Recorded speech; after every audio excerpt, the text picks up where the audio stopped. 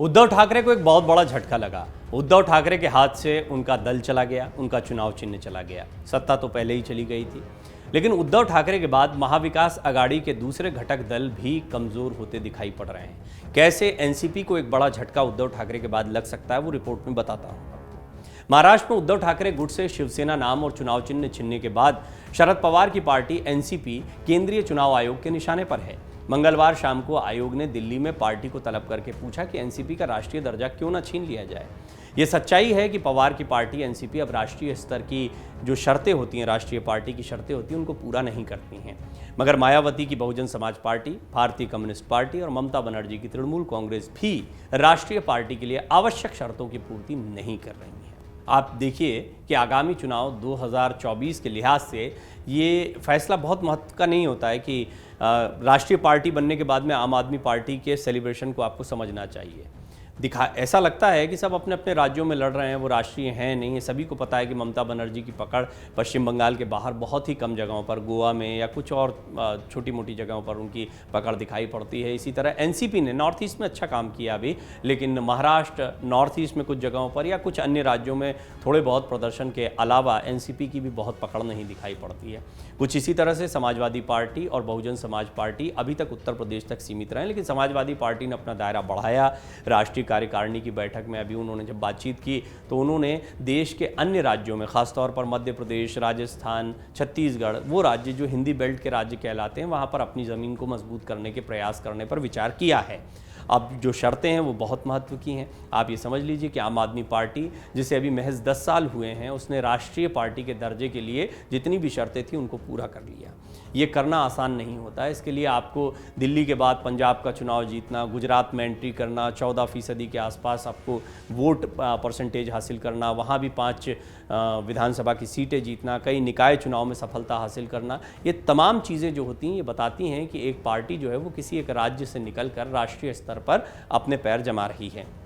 अरविंद केजरीवाल का यही प्रयास है। वो लगातार बहुत तेज़ी से अपने दायरे को बढ़ा रहे हैं। कांग्रेस जहाँ जहाँ कमज़ोर हुई है, वो मध्य प्रदेश में भी एंट्री करते दिखाई दे रहे हैं, वो राजस्थान में भी अपना एक चुनावी रणनीति बना रहे हैं। तो कुल मिलाकर उनका एक बड़ा प्लान दिखाई पड़ता है। लेकिन इससे पहले जो पार्टियाँ बनी, हालांकि इन पार्टियों के इतिहास को भी अगर समझा जाए तो कांग्रेस से टूट टूट कर ही पार्टियाँ बनी, चाहे शरद पवार हों या फिर उनके बाद ममता बनर्जी हों। इन सब ने कांग्रेस से अपनी नाराज़गी दिखाते हुए अपने अपने अलग दल बना लिए थे। कांग्रेस के ही नेता इनके साथ में आए थे, लेकिन फिर इनको अपनी एक अलग पहचान मिली, राष्ट्रीय पार्टी का दर्जा मिला। अब अगर हाल की स्थिति को देखा जाए और जिस तरह बीजेपी ने राज्यवार अब सफलताएं हासिल की हैं, लोकसभा चुनाव में जिस तरह की सफलता हासिल की है, उससे स्पष्टता ये दिखाई पड़ता है कि क्षेत्रीय दलों को एक बार फिर बीजेपी उनके क्षेत्रों में समेट रही है। इस सब के बीच में चुनाव आयोग का ये पूछना एनसीपी से कि आप अर्हताएं पूरी नहीं करते हैं तो क्यों ना आपकी जो राष्ट्रीय पार्टी की पहचान है उसको रद्द कर दिया जाए। चुनाव आयोग ने लचीली भूमिका अपनाते हुए राष्ट्रीय पार्टी का दर्जा अभी कायम रखा है। ये भी आपको बता दें, एनसीपी का दर्जा छीनने की कार्यवाही 2019 के आम चुनाव के बाद से ही शुरू कर दी गई थी। 9 अक्टूबर 2019 को इस मामले पर अंतिम सुनवाई हुई थी। 14 दिसंबर 2021 को सुनवाई की तारीख पर एनसीपी का कोई प्रतिनिधि नहीं पहुंचा। पार्टी ने 20 मार्च 2022 तक का समय मांगा था। इसी के अनुसार मंगलवार को शाम 5:30 बजे एनसीपी के प्रतिनिधि को चुनाव आयोग मुख्यालय तलब किया गया था। 1961 में बनी आयोग की नियमावली राष्ट्रीय दर्जा देने के बारे में बहुत स्पष्ट है। इन नियमों का कड़ाई से पालन किया जाए तो पार्टी के लिए राष्ट्रीय दर्जा बचाना आसान नहीं होता है।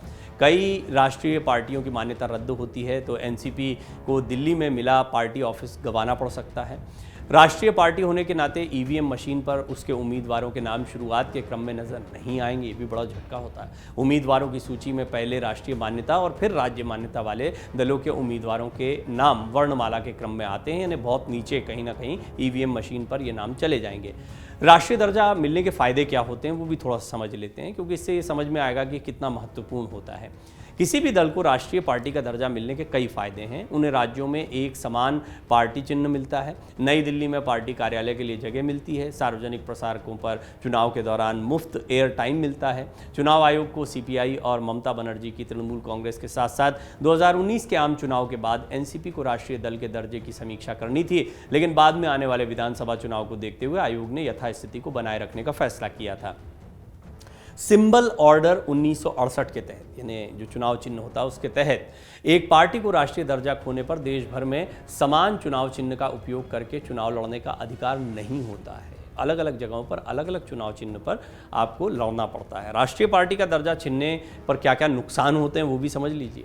एनसीपी के प्रतिनिधित्व को स्वीकार नहीं किए जाने की स्थिति में पार्टी अपने चुनाव चिन्ह का उपयोग केवल उन राज्यों में कर सकेगी जहां उसे राज्य की पार्टी के रूप में मान्यता मिली होगी। चुनाव आयोग ने 2016 में राष्ट्रीय पार्टी की स्थिति की समीक्षा के लिए नियमों में संशोधन किया था, जिसके तहत समीक्षा 5 के बजाय हर 10 साल में होती है। राष्ट्रीय पार्टी के लिए शर्तें क्या क्या होती हैं वो भी थोड़ा संक्षेप में समझ लीजिए, ताकि आपको ये समझ में आ जाए कि राष्ट्रीय पार्टी कैसे बनती है। 4 राज्यों में 6-6% वोट और 4 लोकसभा सांसद होने चाहिए। जैसे आम आदमी पार्टी ने धीरे धीरे अपना प्रसार किया, लेकिन एनसीपी, तृणमूल, इनको पहले बहुत सफलता मिली थी, लेकिन बाद में धीरे धीरे ये भी सिमटते गए हैं, अपने राज्यों तक सीमित हो गए हैं। लोकसभा चुनाव में कुल 2% वोट और 3 राज्यों में सांसद होने जरूरी हैं।